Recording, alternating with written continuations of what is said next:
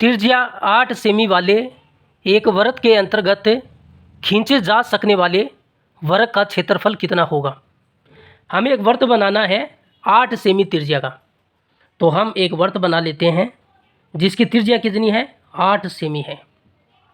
और इस वृत्त के अंदर हमें एक वर्ग बनाना है और उस वर्ग का क्या निकालना है, क्षेत्रफल निकालना है।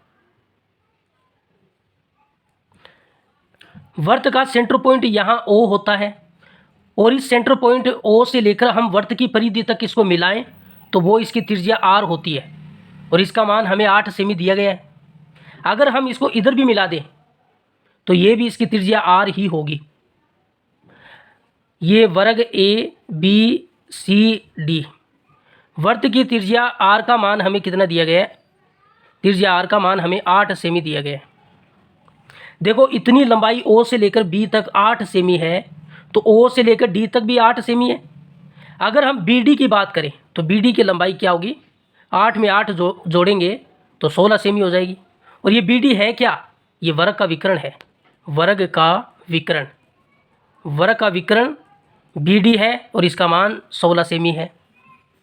अब देखो वर्ग के विकर्ण का मान हमारे पास आ गया तो यहाँ से हम वर्ग की भुजा निकाल सकते हैं।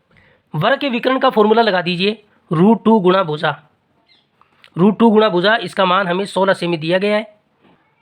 तो भुजा का मान कितना आएगा, भुजा का मान आएगा, ये √2 क्या है, गुणा में उधर जाएगा तो इसके भाग में चला जाएगा, 16/√2 सेमी वर्ग की भुजा का मान आएगा। और हमें क्या निकालना है, वर्ग का क्षेत्रफल निकालना है। वर्ग के क्षेत्रफल का फॉर्मूला क्या होता है, भुजा स्क्वायर होता है, भुजा स्क्वायर। और भुजा का मान कितना है, 16/√2 सेमी, तो इसका स्क्वायर कर देते हैं। 16 का कितना होता है, 16 का याद नहीं है तो 16 को 16 से गुणा करके देख लीजिए।